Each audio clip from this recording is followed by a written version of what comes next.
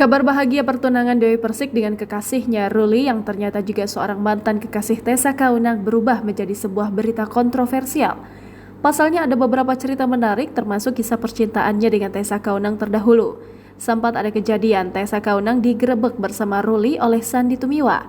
Melansir dari laman grid.id, saat Tessa Kaunang ditemui di kawasan Melawai, Jakarta Selatan, Minggu 12 Februari 2023, Tessa Kaunang membenarkan bahwa pria yang saat itu digerebek dengannya adalah Ruli yang kini menjadi calon suami Dewi Persik. Tessa Kaunang pun menceritakan kejadian penggerebekan yang dilakukan oleh Sandy Tumiwa hingga membuatnya duduk di kursi persidangan. Menurut penuturan Tessa, kala itu ia mengakui memang sering antar jemput Ruli kerja keluar kota sebagai seorang pilot. Hal itu membuat mobil Ruli sering terlihat berada di depan rumahnya. Namun melihat mobil Ruli yang ada di depan rumah Tessa Kaunang, Sandy Tumiwa pun menuding sang pilot kerap menginap di kediaman mantan istri.